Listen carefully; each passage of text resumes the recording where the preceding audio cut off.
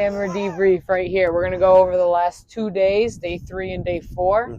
All right, so day 3 was the lower body day, rate day, call it. Yeah, so my interpretation of the neuro rate day for the lower body. And yeah. so we're going to start with a warm-up? No, we can go over the warm-ups in another video. Let's just go over the main stuff. All right, so main lift. Or pre-lift. Or pre-lift, rather, the explosive block. Yeah. Wickets, and then 10-yard. Yeah, so effectively the measurable there was the fly 10. And then what we did was contrasted that with wicket runs with the 6-inch hurdle. I know that may be a little bit too high for some, but that's just all I have available to me. So we still did it in the same style as what we would do at 20, except we just exclusively measured the back 10.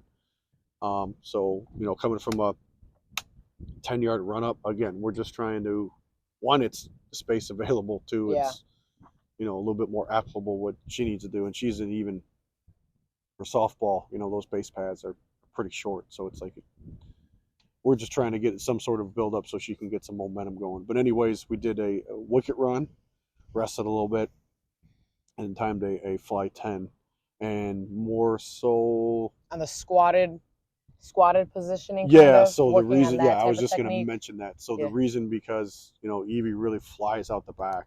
She's very back half dominant run. She's a pusher.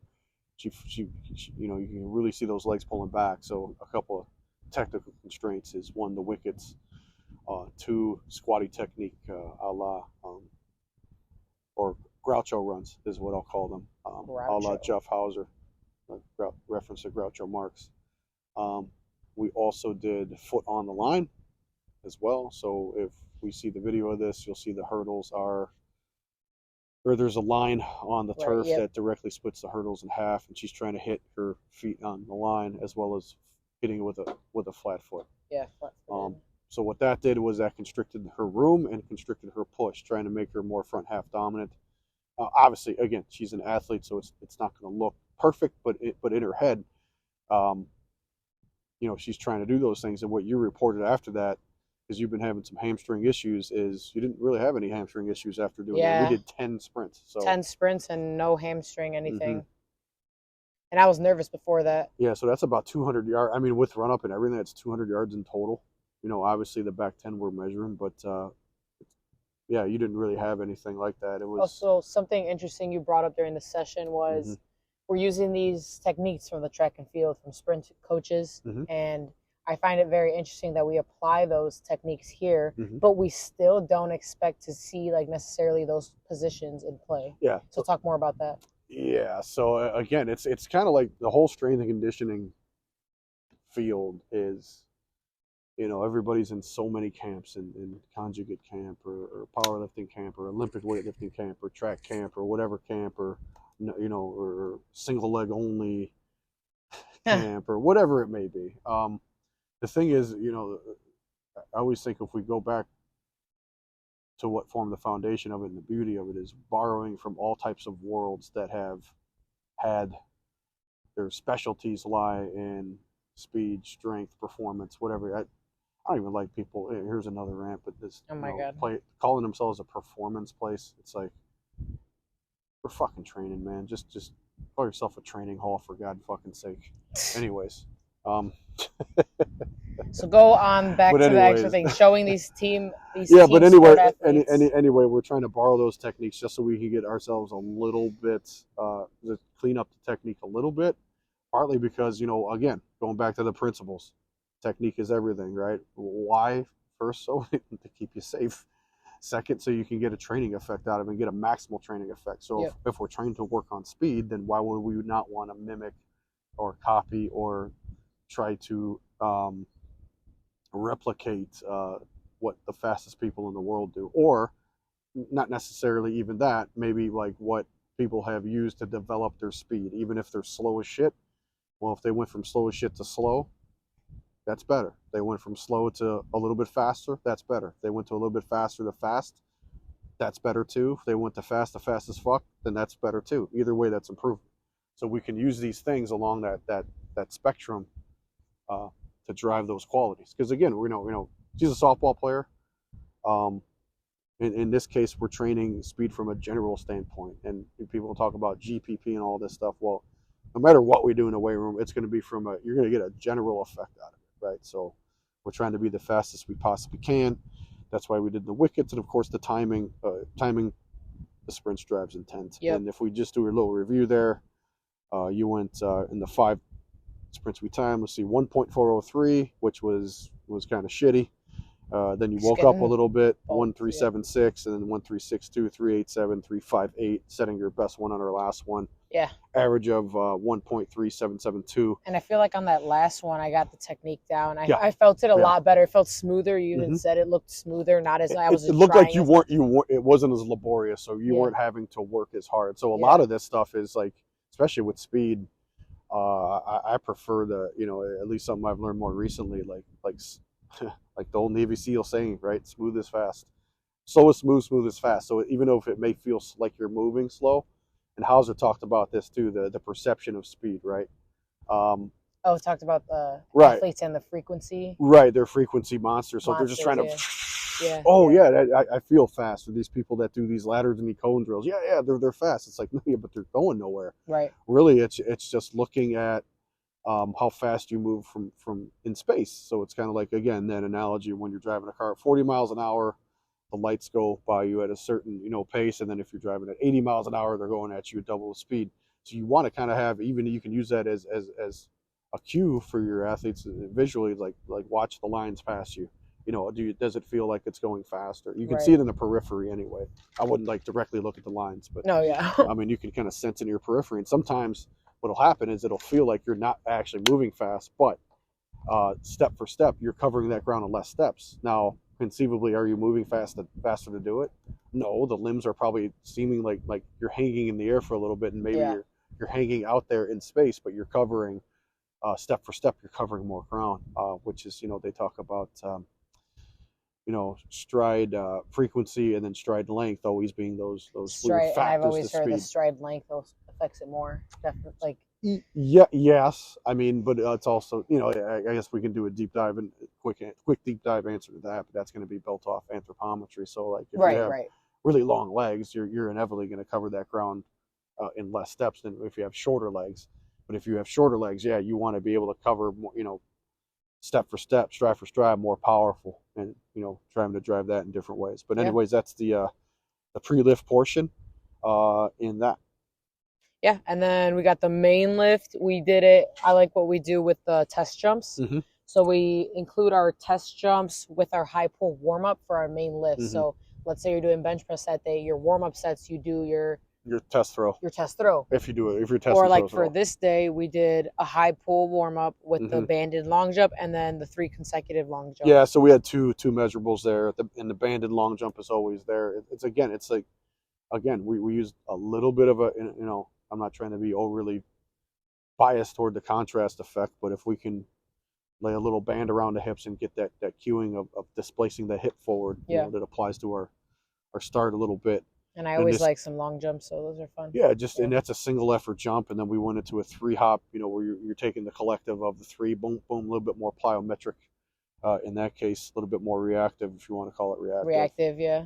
But we measured that, so you did a set of 3 in the banded long jump to set you up for one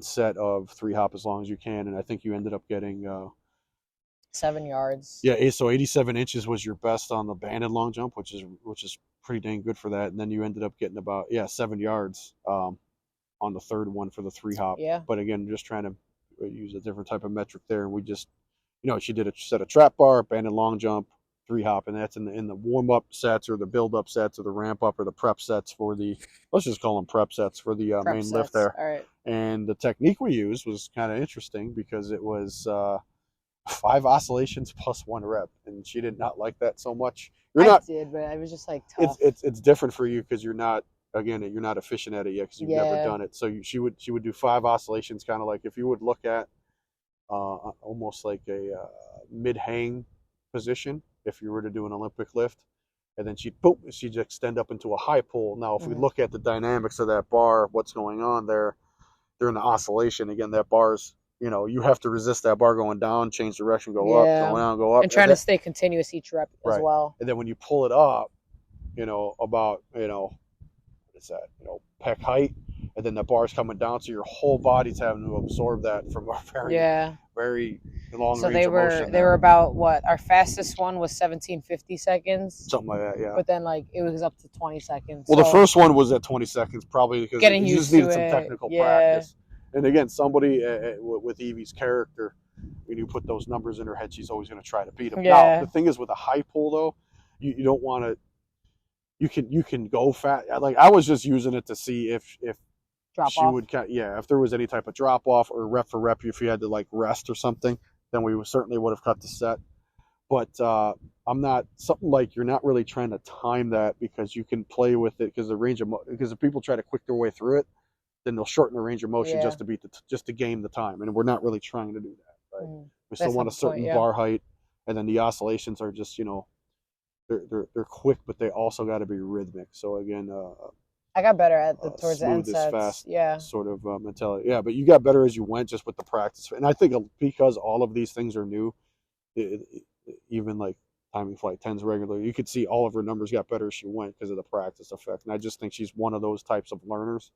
One of those types of athletes that needs to do it a little bit more frequent, a little bit more often, and then boom, and then you hit one. And also, you kind of came in, you were like, at practice day, kind of tired.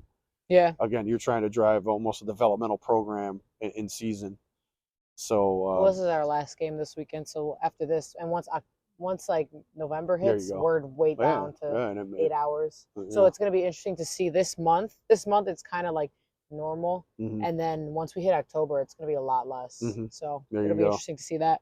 November and December. Yep. So block 3 in that one, the oscillatory circuit, and we used, what do we do here? RDLs, which I like. I love RDLs. So we did 5 oscillations with the 3 reps. Then we did 2 reps and 1 rep. So a total of 15 oscillations. Total of 6 reps. So each one of those rep series was preceded by a series of oscillations. So you did RDLs, and you think 95 and 115. Yeah. Then the second exercise with the eccentric forward cord lunge. Now there we didn't use oscillations. We're just trying to drive some eccentric ability there in the quad. A little overspeed type. Yeah, a little overspeed in a way. So she would do the classic ESS cord lunge, but she would be facing toward the anchor, which means the band would effectively shoot her or how should I say? Drop me. Yeah, overspeed your hip displacement forward. So then, boom, you would effectively have more force coming at you, just twice as fast, effectively. However much the band, I don't know what the calibration on that was, but as soon as her foot hit the ground, there was a whole lot of force at that instant. She had to stop it, and that's nothing more than, it's obviously more of a change of direction drill that I would use. I just put it in there because on that sort of day, let's get a little, because it was a hamstring dominant day for sure. Let's get a little quad based work. Yeah. Then we use the Encore units, which is going to be a great segue into the next day for the knee drives, and we did the same oscillatory pattern. So we did the cool thing is we used the knee drive as seen in some of the Russian manuals, where your back is up against essentially this. We use the upright of the outside of a cage. So now you really have the use of your hip flexor when you come through. Yeah. So she would it definitely loosened them up too, honestly. Loosened up my hips. Oh, there you go. Yeah, because what that does is now what we talked about is her pelvic position. It's very kicked out to the rear. So we tried to tuck her pelvis under, and then with that back brace, she was also in that kind of Groucho stance with her stance leg, right? But also the pelvis is under. So what we're going to do there, when the pelvis comes under and the knee comes back, that hip flexor is going to get stretched. To where it needs to be, so that knee's going behind the hip, oscillating to just in front of the hip, and then boom, you'd finish with a full rep. Now, a full rep and a knee drive isn't necessarily, this is what you had trouble. Yeah, I had trouble here. You were trying to drive the knee up as opposed to forward, and there's a given point where it kind of stops. It's going to be about, I don't know, if you were to form a 45-degree angle, or maybe a little bit more. That's where that would stop in the Yesa style knee drive. The Forge Richmond, hello. That was a good day. So 3 sets of that, and then we were done. That was a good day. I noticed throughout the whole week, though, we went from a lot more high intensity, like stuff that was a lot more challenging. Mm-hmm. And then towards the end of the week, it's just like a lot more quicker, I felt. Yeah. So, yeah. And that's the rate day, the mag days, and then the rate days. Yeah. So the rate day, and it just so happened to lay out like that because we started on a Monday, right? Or started early in the week. So you did more. You're more, even though it's Mag Monday, we could say. Mag Monday, yeah, and then Mag Wednesday or Tuesday or whatever it was. Where you did your more quote unquote force dominant stuff at the beginning of the week when she was conceivably fresh. Yeah. And then the faster stuff at the end, and if we go back to what Jay Schroeder had said, Cal Dietz referred to this about speed recovering everything. Yes, that's what I was thinking too. So now speed more. So now even after yesterday, how'd you feel after we did? Yeah, I felt good. Like I felt pretty good, and even today I wasn't sore. Besides, and the hamstrings weren't killed. Yeah.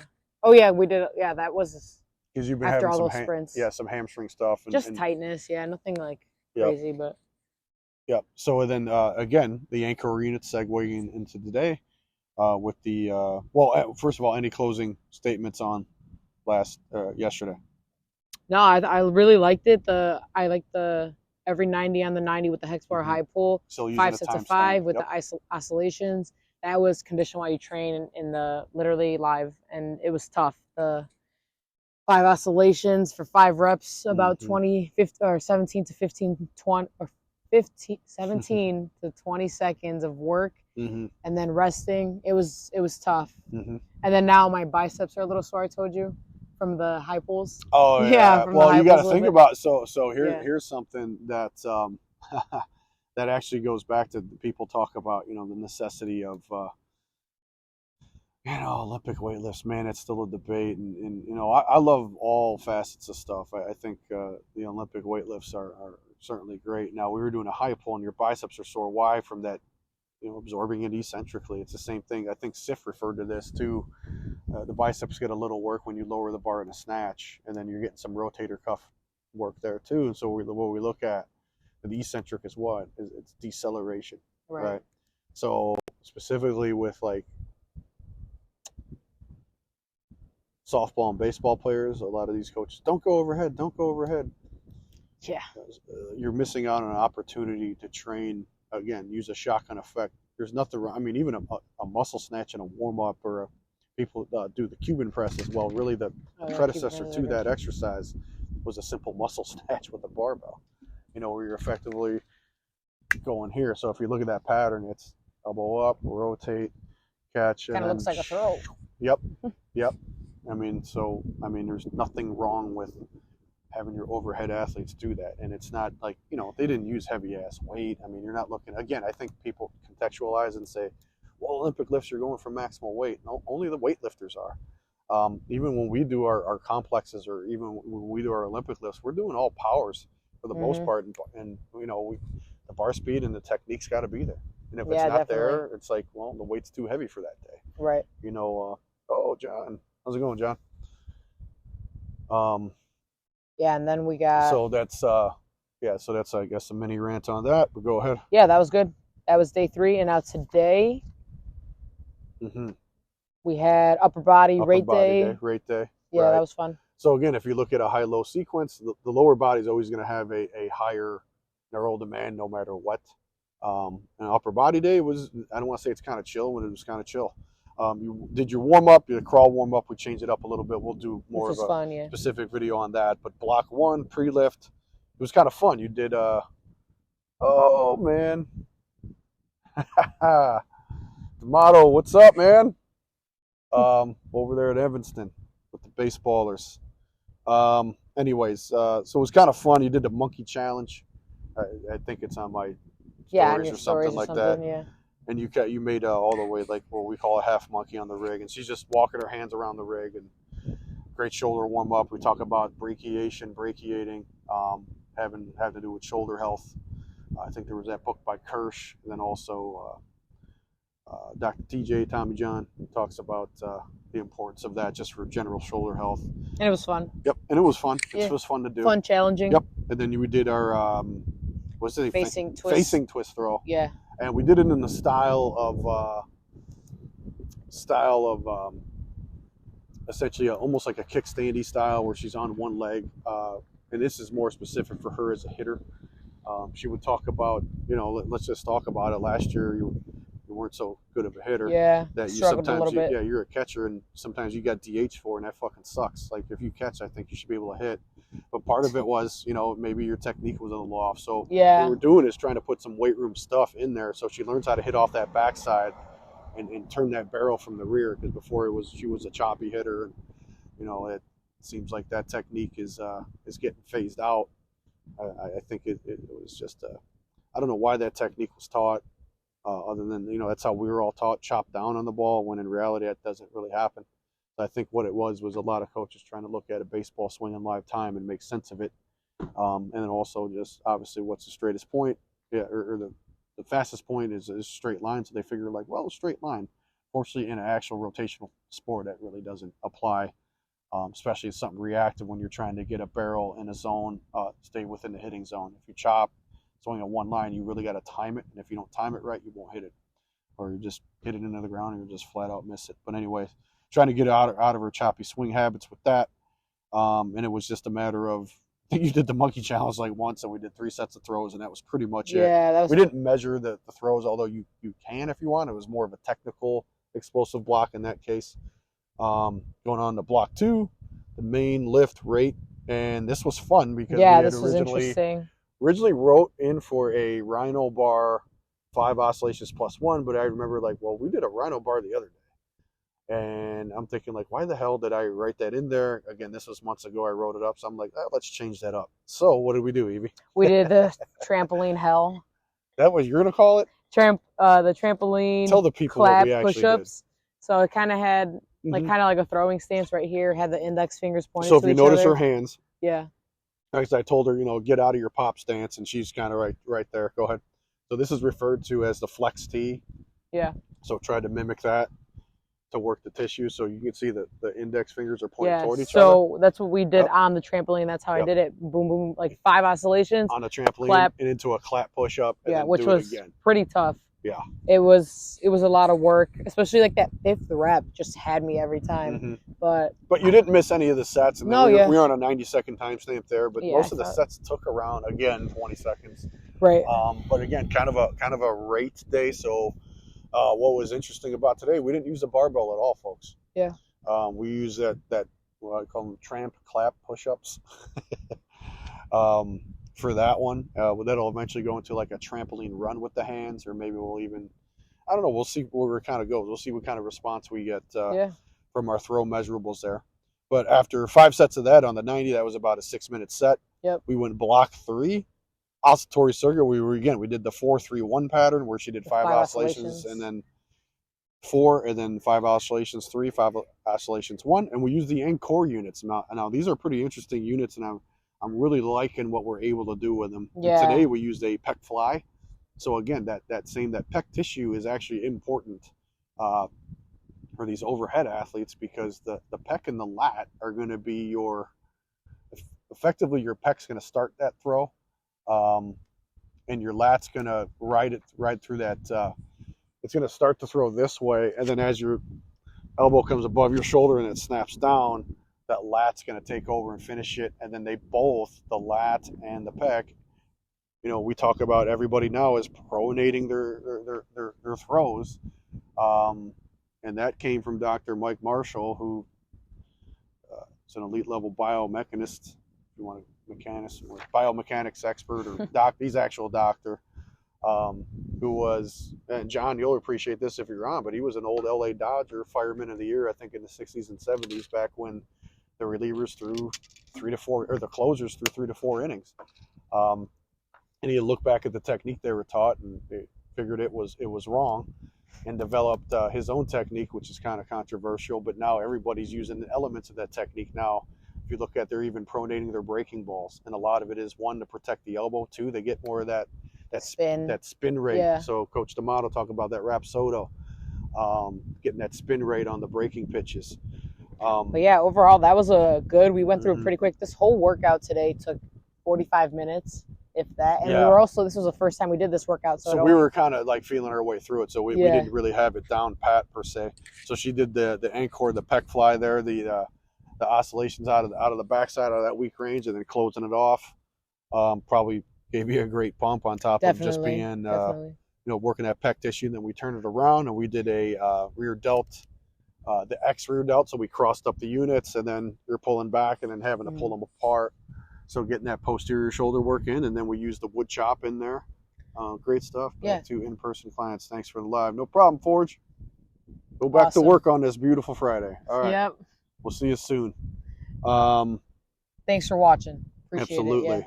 Yeah. But anyways, yeah, the wood chop stuff there. It's the same way. She's oscillating to the backside. We use that backside technique on her swing. And if you look back at the videos, I'm talking about, aiming her. She tried to get all choppy out in front, and I'm like, put your hands down toward the point of home plate or toward the catcher's knees. So she gets that initial part where she's effectively going here instead of out here.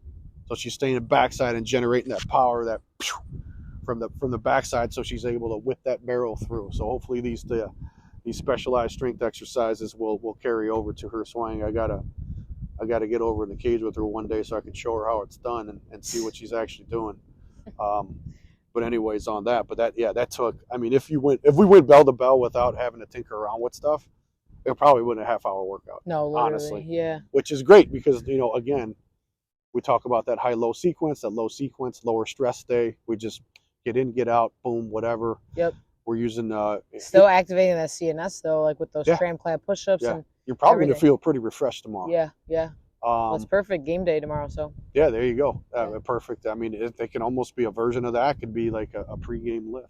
Yeah. Also wanted to ask you. You did that long duration ISO recovery thing. Yeah. How did that go? Yeah, so it was fun. I actually had my teammate do it with me as well. Okay. Yeah, she really liked it. She said too that she felt refreshed after. Okay. I like the ISO row a lot. That one I've never done it. It was tough. You did it the tough way when you did a long lever with your legs. It was too easy. I mean, yes and no, right? I mean, if you're holding that again, it was more of a restoration of posture. Yeah. Posture. Yeah, I did 30 seconds, all of them. So that's a great, like, if you're a thrower, that's probably a great post or a pitcher. Let's just say a great post game kind of lift. Let's just call it. Or and again, you're telling me knocking down some margs and beers isn't a good post game. After that. After. Yeah. Or during. Margs and beers. That's too much sugar. Oh my god. Get the Mick Ultra. It was not the Ultra. The light beer. You girls all with your. I don't drink Ultras. Fruity drinks, man. The sugary drinks. Well, the only one I have is Margs because those are good. It's the tequila. Of course. Well. Yeah.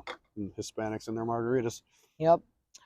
Anyway, off topic. Yeah, that was good. I liked it. Took 10 minutes. We did 2 sets. Felt good. I like to think of it as. We did 2 sets or 3 sets? I did 2 sets. Oh, okay. I thought you did 3. No, I did 2. It was 10 minutes. I just did 10 minutes on every minute on the minute. Yeah, we had the split squat right, split squat left. Oh, that one. Okay. Yeah. I thought you meant this one. No, split squat. That's all you need. 10 minutes. Yeah, split squat right, left, then the extended push-up, then the ISO row, and then the plank.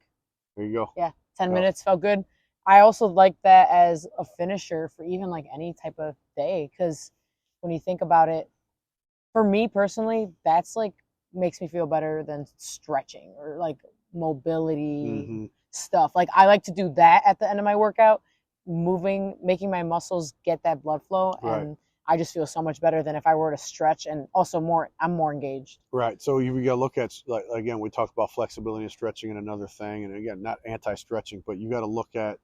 I think athletic flexibility is more of you have to pull yourself into the joint range. Definitely. Right.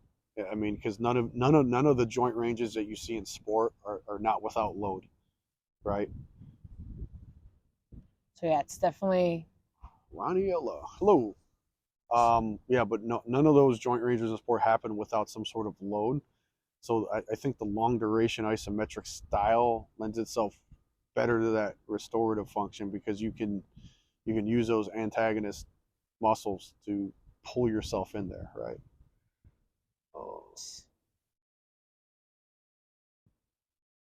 Trying to be in your live video. That's my aunt Yoli, man. Go live with. Okay. I guess. I don't know. Hit the button, see what happens.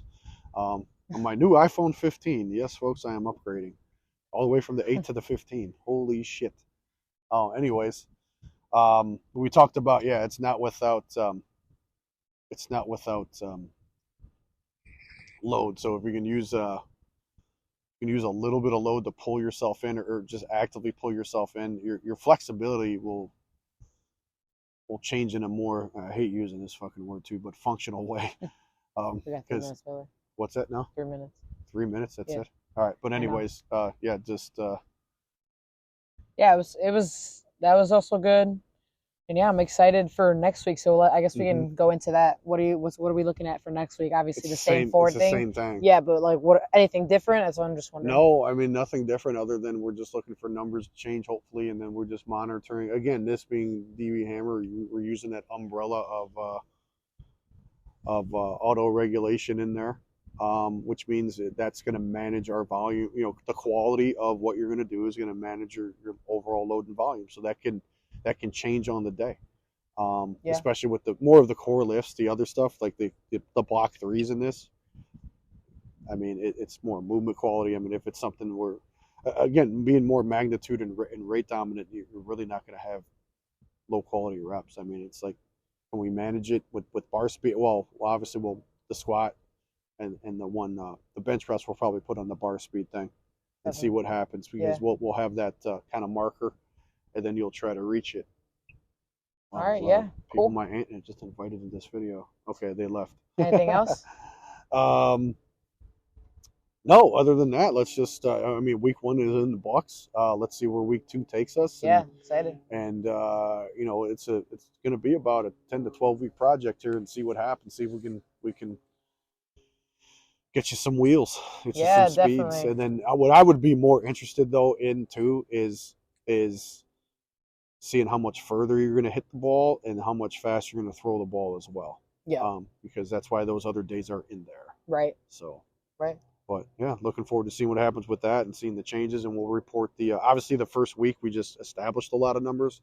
Now we're going to see where they go. We're going to see what type of responder she is to this. Which, given she's very force dominant, she should soak this new stuff right up, because it's a variation that you're inefficient in, and once you become more efficient, you'll probably be even stronger. But cool. I guess that's it. Yeah, good talk. Yep. Work hard always. Rant hard always.